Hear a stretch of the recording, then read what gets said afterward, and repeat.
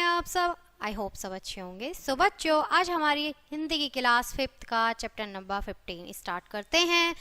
हमारे चैप्टर का नाम है बच्चों प्लास्टिक प्रदूषण। ठीक है, तो बच्चों प्लास्टिक प्रदूषण कैसा होता है और प्लास्टिक प्रदूषण से हमें क्या क्या बीमारियां और खतरा हो सकता है, वो हमारे लिए कितना हानिकारक है। ठीक है, पढ़ते हैं। पाठ का सार है बच्चों, प्रस्तुत अध्याय में स्वच्छ वातावरण को प्रदूषित करने वाले प्रदूषण के बारे में बताया गया है, जिसमें प्लास्टिक द्वारा होने वाले विशेष प्रकार के प्रदूषण के बारे में विशेष तौर पर बताया गया है, जो सभी प्रकार के जीवधारियों को हानि पहुंचाता है। ठीक है, आइए शुरू करते हैं।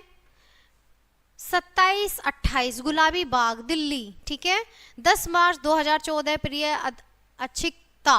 ठीक है, ढेर सारा प्यार। ये एक पत्र है बच्चों। ठीक है, तुम्हारा पत्र मिला, पत्र के साथ तुम्हारे द्वारा भेजा गया अनमोल उपहार भी मिला। तुम्हारा उपहार के लिए धन्यवाद।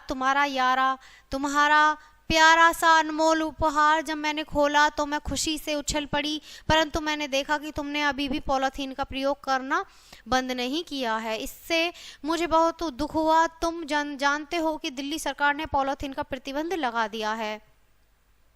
सचमुच ही यह एक सरकार द्वारा उठाया गया सराहनीय कदम है। आज मैं तुम्हें प्लास्टिक से होने वाली हानियों के बारे में बता रही हूँ। जानती हो, पॉलीथीन की सबसे बड़ी कमी है कि यह प्राकृतिक रूप से नष्ट नहीं होता, जो स्वास्थ्य के लिए हानिकारक है। इसके कारखाने प्रदूषण फैलाते हैं। अच्छी फसल और पैदावार के लिए तो प्लास्टिक सबसे ज़्यादा नुकसानदायक है। खेतों में मिट्टी के अंदर प्लास्टिक पॉलीथीन आ जाता है तो बीज का अंकुर ऊपर नहीं निकल पाता।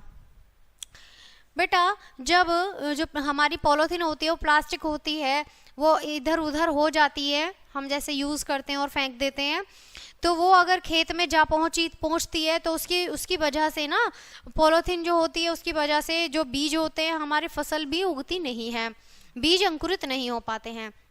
यह बड़े दुख की बात है कि घर हो या दुकान, सभी जगह प्लास्टिक का बोलबाला है। पहले समय में जब हम बाजार से कोई सामान लेने जाते थे तो कागज के थैले या थैलियों में सामान मिलता था, परंतु आज हर चीज के लिए प्लास्टिक की थैलियों का प्रयोग किया जाने लगा है। यह गलत है। आजकल लोग इतने स्वार्थी हो गए हैं कि अपनी सुविधा के लिए पॉलीथीन का प्रयोग करते हैं और इधर उधर फेंक देते हैं। जानते हो, इस प्रकार पॉलीथीन फेंकने के गंभीर परिणाम भी सामने आए हैं। अभी कुछ दिन पहले मैं माँ के साथ बाजार जा रही थी तो मैंने देखा कि एक गाय ने कूड़े में पड़ा पॉलीथीन खा लिया, जिसके कारण उसे अपनी जान गंवानी पड़ी। इसी प्रकार बहुत से ऐसे निर्दोष पशु पक्षी हैं जिनके मनुष्य की स्वार्थ की प्रवृत्ति के कारण अपनी जान से हाथ धोना पड़ता है। यह तो तुम्हें मालूम ही होगा कि मानव जीवन के विकास के लिए स्वच्छ वातावरण का होना अत्यंत जरूरी है, अन्यथा यह दिन दूर नहीं है जब हमारा जीवन खतरे में पड़ जाएगा।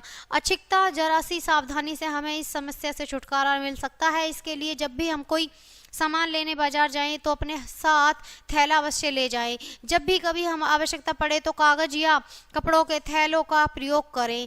आशा है कि तुम्हें मेरी बात अच्छी तरह से समझ में आ गई होगी और तुम अब कभी भी पॉलीथीन का प्रयोग नहीं करोगी।